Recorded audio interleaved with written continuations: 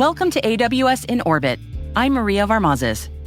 We're working with AWS to bring you an in-depth look at the transformative intersection of cloud computing, space technologies, and generative AI.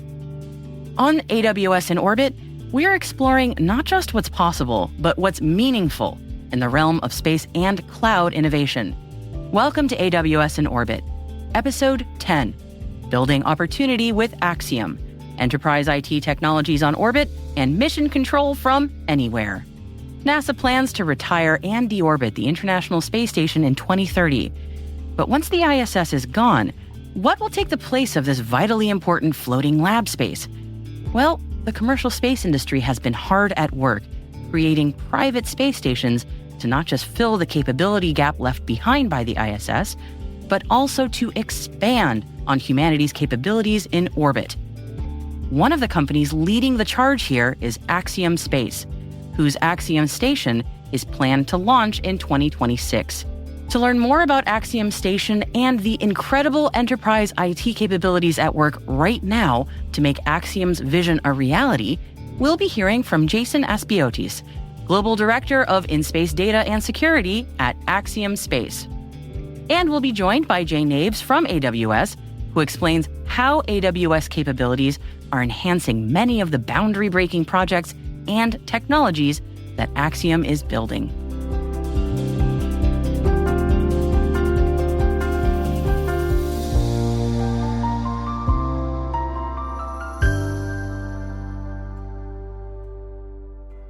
I am Jason Aspiotis. In my role, I have the pleasure and honor, really, to work on some really interesting projects revolving around the space station we're building. So Axiom is building the world's first commercial space station.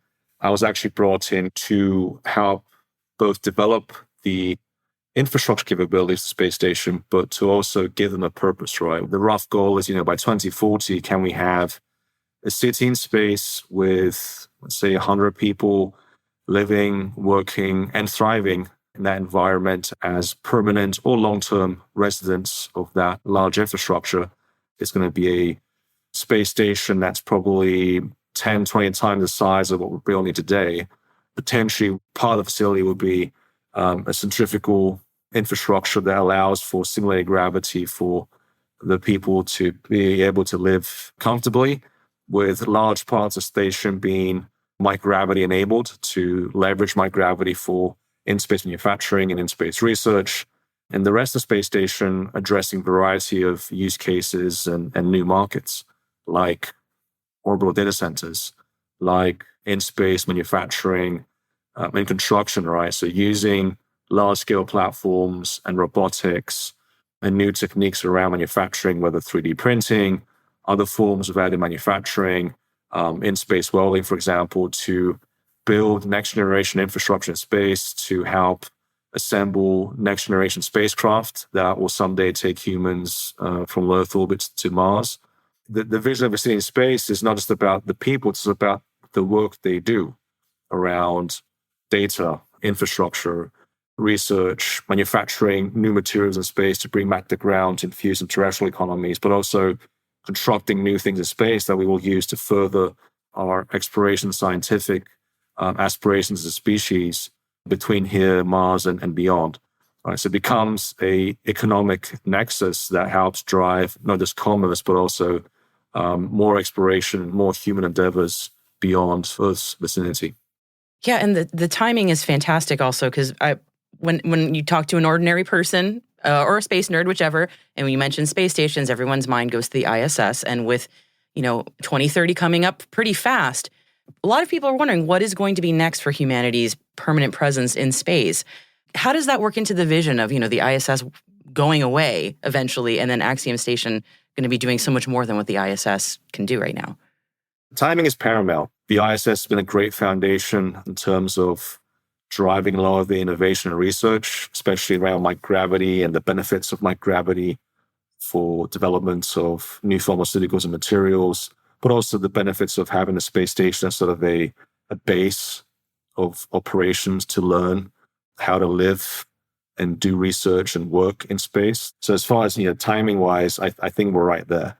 And the ISS retiring That's something that obviously is part of our plans, and we will be in sync with ISS as they finalize their quote unquote retirement plans. And we have a plan ourselves on how we do it as smoothly as possible. But that's just part of the transition from government built, government owned, government operated, human rated large scale infrastructures now commercially operated, privately owned, privately built infrastructure like what we're doing. And that's why the economics is really important, right? Because if there weren't the economic foundations to launch stuff at lower costs, then all this wouldn't be possible. So there's other things at play as well as far as timing. What's happening in the world of space communications and mesh networking, or outer net, as some people call it, that's also sort of a foundational block upon which now you can sort of intersect what's happening in that part of the space ecosystem, independent of space stations, then how space stations are also arriving in sort of a parallel. And then if you intersect the two, you look, there's a clear applicability of space stations in the context of a platform for orbiting data centers to support this other emerging foundation of next generation mesh network and communications. So, with the future of post ISS, post government supported commercial space stations fast approaching, commercial providers are working to shore up the infrastructure that the new stations are going to need. Let's add another voice here to tell us more on that. My name is Jay Naves. I'm a solutions architect for Amazon Web Services. I've worked with Axiom on behalf of AWS for over 2 years. So tell me a bit about how Axiom uses AWS to optimize the work that Axiom is doing to build infrastructure for the next generation Axiom space station. Axiom has this vision to enable customers in space with on-orbit data storage, compute infrastructure. And turns out that that's something that AWS is really good at. And AWS is also really good at innovating on behalf of their customers. So we took it upon ourselves to start innovating and trying to figure out a way to help our customer Axiom in their goal of building a space station to replace the ISS. In a precursor to them beginning development of the space station, we partnered with Axiom to enable them a path forward for providing compute, edge compute, and data analytics, storage capabilities on a space station. And so to that end, in April of 2022, we launched an edge compute device. It's called the AWS Snow Cone. Anyone of our customers can go to the AWS console and order one of these devices. We launched a snow cone to the space station with the initial intent of running a demonstration that proved to Axiom that on-orbit edge compute could start providing capabilities that a space station provider would need. The first demonstration simply took photos of demonstrations of ongoing astronaut activity during the Axiom AX-1 mission, which was the first all-private astronaut mission to the space station. So we took all these images that the astronauts provided, and we did object recognition. We inferenced these images looking for proprietary things that weren't supposed to be provided publicly. All these demonstrations occur on space station. They send them all down to Earth, and then they have people look at these and vet these images before they release them. So we're trying to do this in an automated fashion that leverage machine learning, neat technologies that were now readily available for compute devices on orbit. Since then, we've been through 4 other demonstrations with other Axiom customers, and we continue to do these demonstrations today.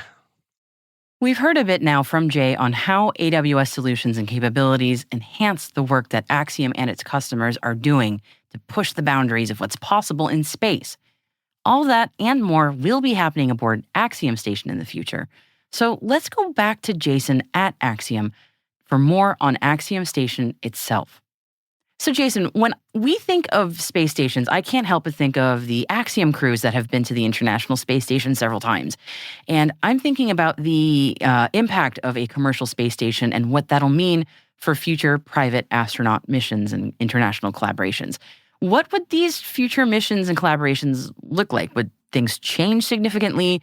Would they be sort of similar to now? Or what do we know what that vision would be? We are using the ISS for these precursor missions.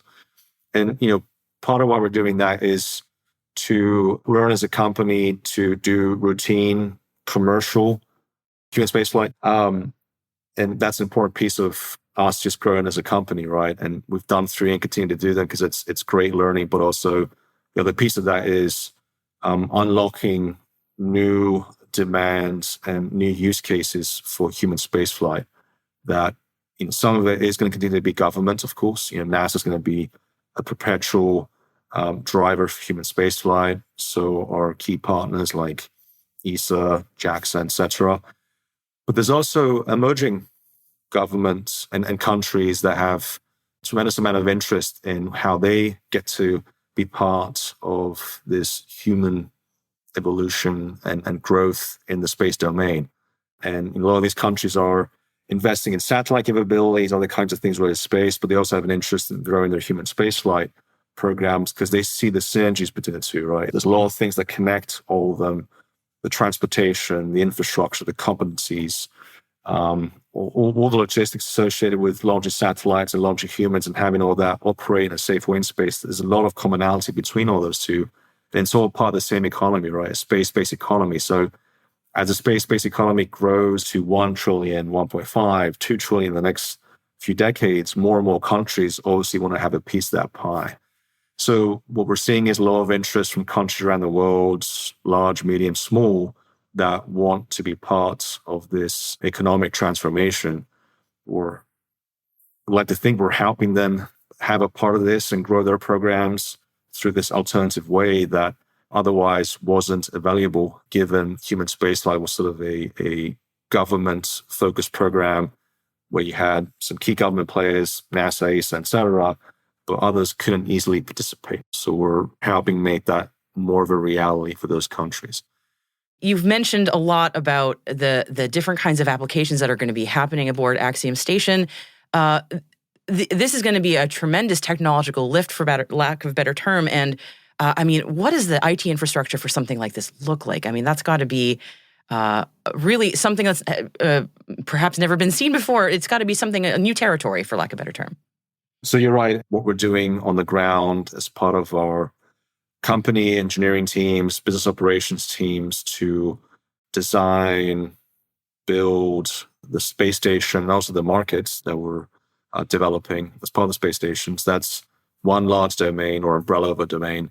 The other one is sort of how you communicate command and control with the space station securely from the ground, right? So this is sort of the mission control center type infrastructure that's pretty common with NASA and human spaceflight programs, and also satellite constellation projects and infrastructure, right? They all have sort of a mission control function.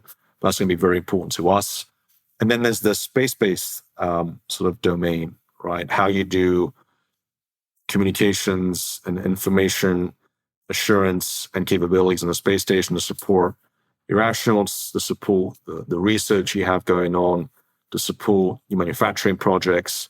And one of the big use cases are the orbital data centers, right, as part of the space station, and how that is providing a scalable IT backbone in support of the future of mesh network in space, right, where you could have hundreds or someday thousands of satellites and spacecraft connected to orbital data centers and in-orbit cloud services. So we have several domains of interest when it comes to just IT/cloud capabilities.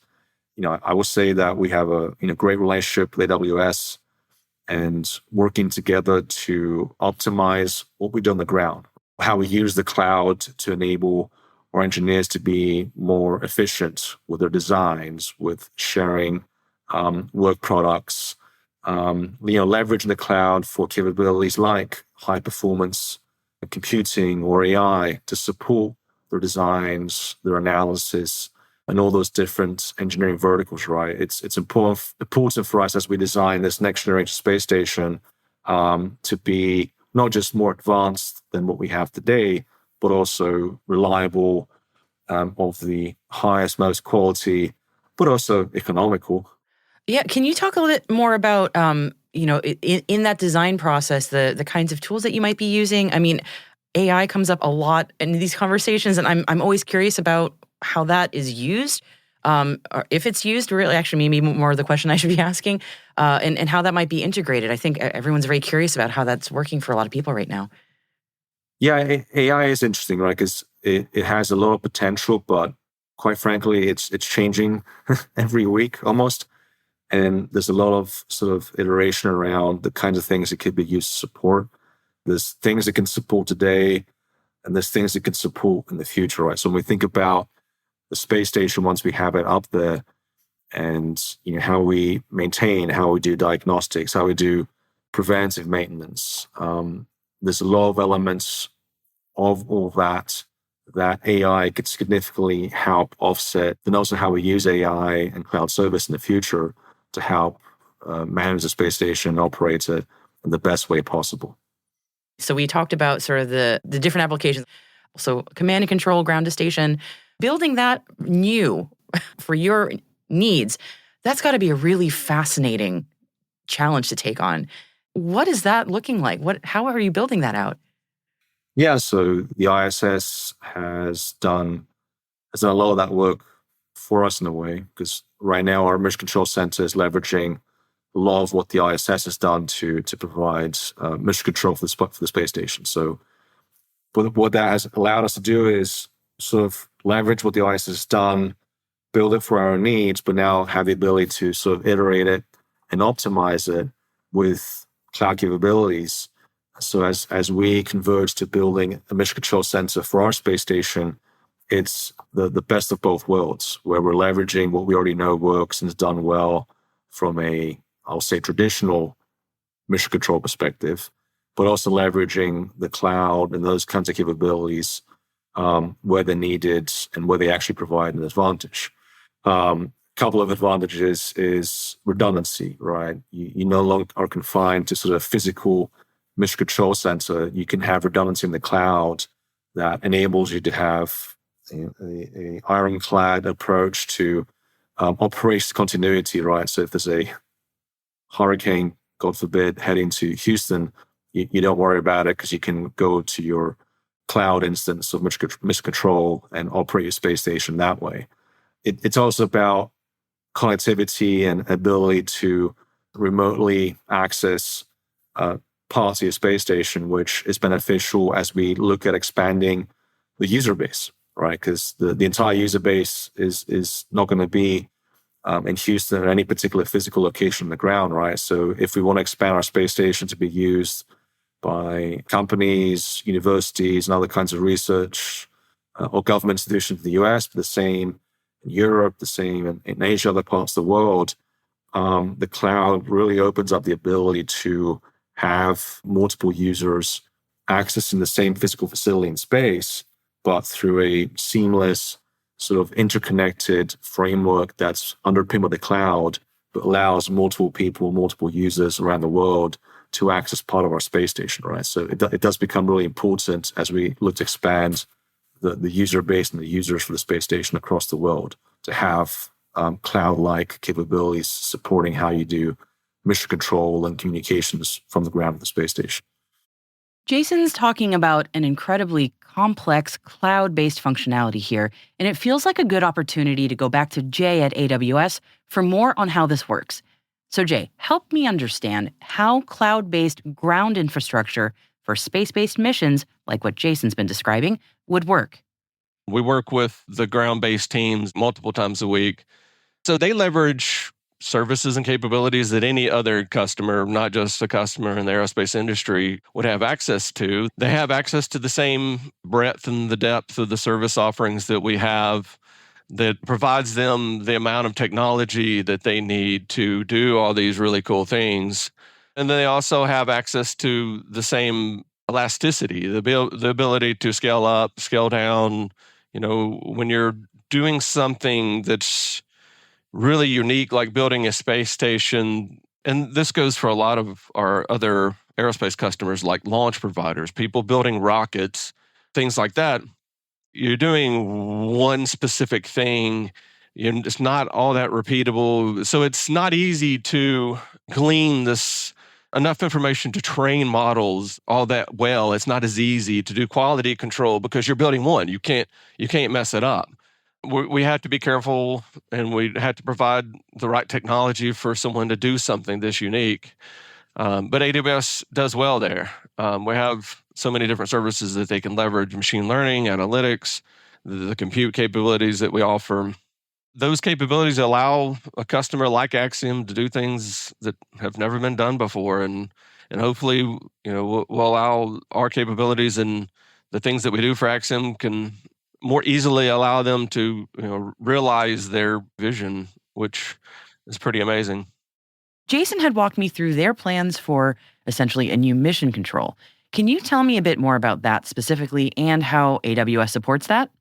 Companies needing what we have traditionally called a mission operations center in this domain. AWS has an offering we call our CMOC, which is Cloud Managed Mission Operations Center. And typically, we work through the managed services arm of AWS, called AWS ProServe, Professional Services, and we work with a customer to flesh out their specific requirements for building a missions operations center that would traditionally be done in a physical building. You see all the old school video of these pews of computers in front of these huge screens. Organizations can do that same type of capability, leveraging virtual devices, things in the cloud. And there's benefits to using this virtual type of mission operations center where you can stand one up and have it operating at peak efficiency virtually in a region that's accessible. For example, a company like Axiom, who's going to work with all these other countries, their space industries that have very unique data sovereignty requirements, or access to their data can only be, allowed from certain countries, that type of things. You can take this virtualized mission operations center and you can duplicate it and stand another identical copy up in another region that complies with some other country's data sovereignty laws. And so a company working with all these different countries, having that ability to easily, quickly replicate something like a missions operations center, which normally takes years of planning and work to put together, it's a pretty cool thing. And we're doing that for customers now. Let's go back to Jason at Axiom. I mean, I think of the iconic mission control in Houston, and just knowing that could be a mobile thing, ostensibly, so it's just really incredible to think that that's where things can be. That's quite amazing. And I imagine also as you're building out this new modern mission control to suit Axiom's needs, there are also other sort of dimensions to that you can build out, like security needs that might be custom to what you all need, that maybe cloud can also enable. Yeah, and my next word out of my mouth would have been security, right? This all has to be as cyber secure as possible. We are working from an international perspective, right? So that's core to our DNA. That is something we have to manage and make sure we're doing it in a as cyber secure way as possible. We're looking at not just the government guidance and standards around how to protect your space infrastructure and your communication links. We're also looking at the future. What happens when quantum computers are powerful enough to break our existing classical encryption schemes. So we are looking into the future, right? Because we have to make sure that what we build on the ground and in space is resilient and can be evolved to manage a growing number of threats in the cyber domain. So that is very, very, very important to us, and something we're spending a lot of time, efforts, and brain power to make sure we have good solutions, and we'll have good solutions moving into the future. To you, Jay, what are some key differentiators for AWS and how they can work with innovators like Axiom and then accelerate the pace of innovation there? So in addition to the depth and breadth of services, I've talked about the additional agility and scale that cloud computing, specifically AWS, offers customers. Our specific aerospace and satellite organization is not made up of just people that specialize in cloud technologies, but also like industry experts in aerospace, literal rocket scientists that I work with every day, which is pretty neat. This personnel specialization that A&S within AWS offers, that facilitates customers in our domains to accelerate their mission success. It's not just us talking to a customer about cloud compute. We're talking to a customer about how they can use cloud compute to meet their mission success in the aerospace industry, with launching satellites, launching rockets, building a space station. We've taken it a step further than just working with all customers with just a cloud technologist. We're adding in these aerospace industry experts to like go a step further, and having all this additional context in these people's heads lessens the lift on our side and their side to communicate, to build solutions that work in this industry. Okay, so we have a good sense now from Jay at AWS about the heavy lift, if you will pardon the space pun, that cloud infrastructure from providers like AWS can do for space industry leaders like Axiom, who are building some really fascinating things right now for the future space economy. Let's get back to that now and hear more about what's being worked on at Axiom with Jason again. Let's talk about actual applications in space. So one of them being an orbital data center. This to me is the part where my brain just completely goes, wow. So building orbital data centers, the IT needs for that, what does that look like? First, I want to address the why data centers in space, and then I'll go back to the how and what the IT needs for that are, because I think the why is actually quite fascinating. I like to break it down with, so what are the shorter term whys and what are the longer term whys? In short term, we have roughly 4 of them, depending on who you ask. So the first one's about making decisions from data in space as fast as possible. And, space today we use largely for position, navigation, and timing. We use it for Earth observation, for weather, other commercial purposes, and of course, national security. And we use it for human space flights and government programs that touch a variety of things, including, planetary science, astrophysics, a whole array of sensors that are looking towards the universe and helps make the human race a smarter species, right? So there's a lot of things happening around that. As we evolve the next few years, right, there's a lot more utility from space, a lot more sensors, constellations going up to support growing demand, not just for looking back at Earth, but also expanding our presence in space, transporting a lot more data up and down and through space, looking at enhancing commercial and government space domain awareness. So there's going to be a lot of proliferation of a lot of capabilities around that, with sensors looking in every single direction. So there's a tremendous amount of data that's going to be generated in space, more and more every year for the next few decades. And the ability to capture data, you move the data, you store it, you process it, and from the processing, you gain some insights and you take action, right? So there's kind of a loop, roughly speaking, of the life cycle of data and how it's used. Because data by itself is just data.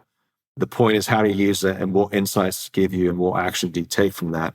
So in many cases, whether it's for security or commercial, every millisecond counts, right? So the ability to process data in space, especially if that data has context from an operations perspective in space, it's important to do in space because you can save seconds to minutes in some cases, right? So that's one of the 4 value props short term. The other one is bottleneck, right? I talked about proliferation of sensors, and yes, our ability to move data up and down is getting better with more RF-based constellations. Laser communications is definitely a huge enabler for moving a lot more data up and down.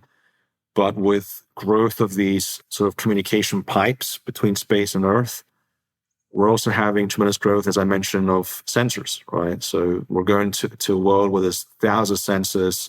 And by the way, these sensors now hyperspectral synthetic aperture radar. Soon we'll have quantum sensors, and these kinds of sensors are going to be generating a tremendous amount of data, right? So yes, our comms pipes are getting bigger, but the sensors are also generating a lot of data, right? So the problem of how you move that data is going to be persistent. So having the ability to store, process, and gain insights and avoid the bottlenecks in space is also a very important value prop. Number three, really quick, it's cyber. The ability to avoid the ground if you have to, or contested areas in the ground, ground stations. We saw in the Ukraine that ground stations are a vulnerability when it comes to communications infrastructure that depends on ground stations. So being able to avoid infrastructural elements that could be compromised the ground is actually pretty good and makes your overall space infrastructure more cyber secure. And then number four, it's about backups. The ground is not always dependable, whether it's a natural disaster, a contested area, or just lack of availability because you're over the Pacific Ocean, for example, right? So having the ability to use space as a backup is an important value prop. Longer term is interesting. You have the fact that further away you go from Earth, there's a thing called speed of light that you can't beat yet. Don't know if you've heard of it, but yeah. And so, as we go to cislunar and eventually Mars, you have to have data centers with you because otherwise you just can't support operations and sort of what humans would need us to go out there and thrive. And not just humans, right? Whether it's next generation robots, exploration missions, right? It's smart to have those kinds of capabilities with you and not depend on Earth for everything. Long term, and this is actually my favorite, but I say it's long term because there's definitely some economics here that I don't think we're quite there yet, but we could get there yet, is about environmental sustainability. We've talked about a lot of different applications. Research will also be happening aboard Axiom Station. I imagine there's going to be a lot of different payloads at Axiom Station that will need some kind of validation, or, would AWS come into play there as well? That's part of that domain as well, right? So the data center infrastructure will support satellite and spacecraft through high-speed optical links that we're connected to, but also internally facing, right? The research payloads you mentioned, even our astronauts, right, will have data needs, and will have a variety of things they want to do as far as in situ analytics, perhaps even AI assistance that would require some sort of data center infrastructure to support that. So there is a population of servers that we will have that will be looking at providing seamless cloud services in situ to those kinds of use cases that are focused on payloads, research, and astronaut operations on board. And that's another thing we're exploring with our friends at AWS. So what kind of payloads are we talking about for research purposes? And what kind of tech could we be expecting to see? I'm going to keep using the word foundations, but another thing the ISS has done the past 20 plus years is laid the foundation for what these markets and what research areas are going to be. It's not an all-encompassing list because there's new things that we're discovering as new use case, new markets, right? And we're always going to be open to new things. But the ISS has done a fantastic job, and the ISS National Labs, in sort of seeding the fundamental science, whether it's designing new pharmaceuticals and new protein crystallization techniques and structures, whether it's figuring out new ways to make semiconductors in space. And that's actually a very big push in the US and the extended allied world, right? How do we make sure that we remain competitive and also push for advancements in next generation semiconductors that may be more, can hold more power and or have more thermal capacity, or can be larger. So there's a lot of promising areas that the lack of gravity, let's put it that way, has been proven to be an industrial differentiator, right? Where a semiconductor made in the ground has limitations in terms of how you make it because of gravity. In space, you literally delete the G or make it really, really small, if you want to be technical, And those equations change the materials or the physical forces, heat transfer, big impacts on fluids. So that derives interesting phenomenology that then derives interesting ways to make new things, right? So going back to semiconductors, you can make semiconductor wafers that are much larger or have different kinds of performance attributes that you simply cannot replicate on the ground. And there's just one example on the material side. There's applications in crystals, fiber, a lot of discussion around Z-blam fiber and a lot of research and fundamental science has been done on that. On the pharma side, we've had some very interesting research around cancer treatments as part of our last missions. That's another area we're looking at, how you can leverage the lack gravity to innovate, how you could defeat some pretty serious diseases. And how transformational would that be if, let's say, 5 years from now, you can make batches and batches of some sort of serious disease treatments as part of an in-space manufacturing facility that you otherwise cannot have on the ground. So those are the kind of things that we're very, very excited about, because those not just drive, new markets and for the sake of new markets, but drives broader transformation for benefit of all humans all over the world. So those are the kind of things we're really excited about.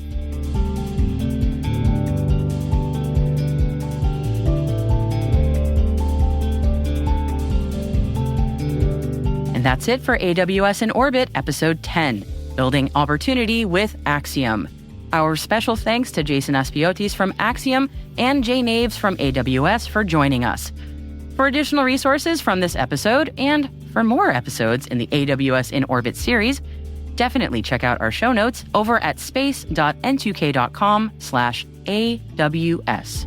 This episode was produced by Alice Carruth and powered by AWS. Our AWS producer is Laura Barber. Mixing by Elliot Peltzman and Trey Hester, with original music and sound design by Elliot Peltzman. Our executive producer is Brandon Karpf, and I am your host, Maria Varmazes. Thank you for listening.